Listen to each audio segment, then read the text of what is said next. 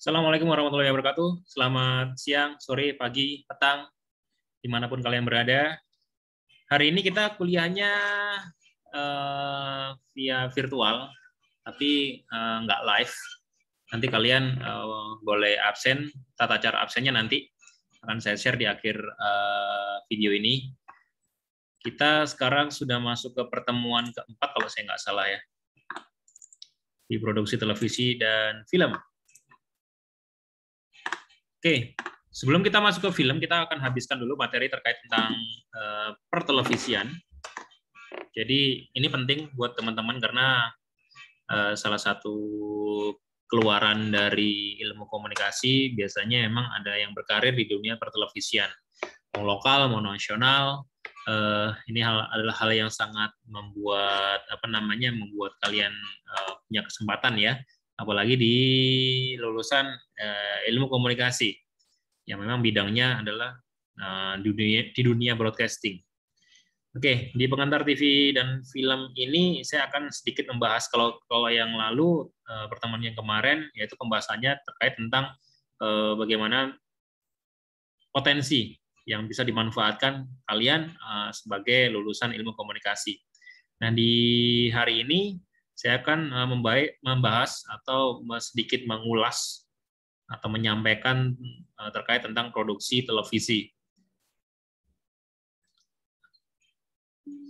Jadi di pengantar produksi televisi itu basic ya, basic untuk di dunia broadcasting atau perfilman ada 3 yang bisa kalian harus hafalkan sebetulnya, tapi ini sudah lumrah ya, yaitu adalah pra-production, production, dan juga ada pasca. Ada 3.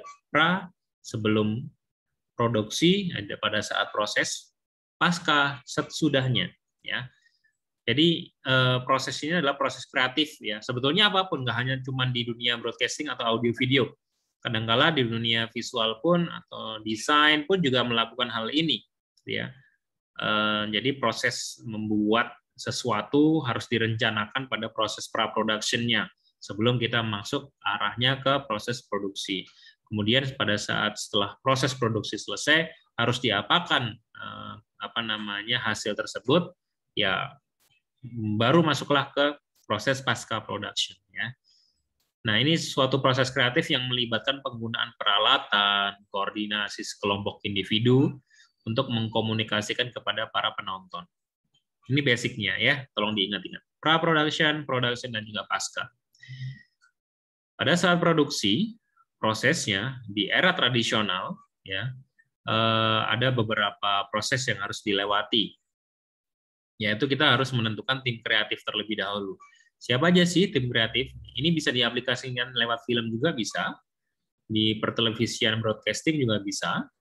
Di tim kreatif ini ada terdiri dari produser, sutradara, PD atau program director, ada floor director, ada juga music director mungkin, ada juga astrada atau asisten sutradara gitu ya. Banyak tim kreatif yang terlibat di sini. Tapi biasanya tim kreatif ini adalah orang-orang yang berkecimpung di dunia indie ya, atau orang-orang yang akan meng-create otak-otaknya ada di sini di tim kreatif ini, atau leader-leadernya, yaitu produser, sutradara, PD, floor director, dan lain sebagainya. Ya, kemudian mereka membuat sebuah kelompok atau membuat sebuah grup untuk membuat atau memikirkan sebuah program televisi. Kemudian sampailah ke teman-teman atau tim produksi. Tim produksi ini ada misalnya ada kameramen, ada floor director, audio atau musik director, ada switcher, ada asisten kameramen, ada lighting, dan lain sebagainya. Ya, mereka harus berkolaborasi. Atau si tim kreatif ini yang kadang-kadang membentuk atau menunjuk siapa yang akan terlibat di tim produksi ini. Kemudian selain itu ada tim teknis. Nah, tim teknis ini seperti lighting, make up artist, kemudian ada harus konsumsi, ada juga manajer yang dia ini biasanya bertransaksi kepada si artis, dia harus ada agreement kepada si artis tersebut. Nah, ini adalah tim teknis yang di luar dari produksi ya. Tapi dia sangat posisinya sangat dibutuhkan sekali pada saat proses produksi karena ini tim teknis ya yang dia harus tetap terlibat meskipun dia tidak ada dalam struktur produksi. Kemudian ada tim teknis yang lain yaitu teknikalnya yaitu di transmitter ya. Ada yang berkaitan dengan kelistrikan, ada yang frekuensi, pemancar, relay dan lain-lain. Kemudian ada penonton. Nah, ini yang penerima konten. Jadi apa yang sudah dibikin oleh si tim kreatif, kemudian diproduksi sama tim produksi, dan juga didukung oleh tim teknis dan dipancarkan atau disebarluaskan oleh tim atau transmitter, kemudian ditangkap oleh penonton si penerima konten. Kemudian apa responnya? Respon ini bisa dijadikan acuan untuk apakah program yang sudah dibuat oleh si tim kreatif, produksi teknis ini atau transmitter sekalipun, kadang-kala ada sedikit gangguan, misalnya, oh ternyata pemancarnya kurang ini, dibagi di beberapa kota ini nih. Respon apa yang dinikmati oleh si penonton, ini harus diutarakan, harus diterima oleh pucuknya, oleh tim kreatif, produksi, teknis, dan transmisi. Ya.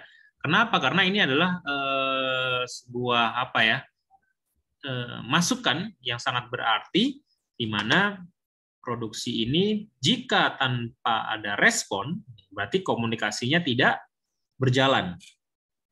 Komunikasi tidak berjalan. Nah, makanya itu cuman masalahnya adalah televisi sangat minim sekali menggunakan atau keterlibatan langsung dengan penonton. Beda dengan radio ya, karena radio bisa interaktif ya. Radio bisa by phone, bisa datang ke studio, karena memang skupnya memang kecil, lokal. Begitu juga dengan televisi lokal pun skupnya kecil. Nah, bagaimana dengan TV nasional? TV nasional karena memang skupnya terlalu besar dan mereka dalam tanda kutip super power gitu ya, untuk bisa membuat program dan itu bisa di-share kepada penonton. Cuman untuk menangkap responnya ini semakin sulit. Cuman di era teknologi yang semakin pesat ini, era internet, sosial media, respon ini sudah semakin mudah ditangkap, gitu ya. Contoh kata, biasanya kalau ada sinetron itu Ikatan Cinta. Biasanya Ikatan Cinta itu kalau setiap ada pemutaran Ikatan Cinta di beberapa episode itu trending di Twitter, ya. Di Twitter trending. Nah, respon itulah yang ditangkap oleh si tim kreatif, tim produksi dan lain sebagainya. Karena apa? Karena cepat, ya. Apa yang direspon oleh penonton. Oh, ternyata episode ini jelek misalnya. Oh, ternyata episode ini nggak menarik. Oh, ternyata episode ini menarik, gitu ya. Sehingga trending. Nah, respon-respon ini semakin mudah ditangkap oleh orang-orang produksi di televisi karena kemudahan teknologi, ya. Kemudian tahapan produksi.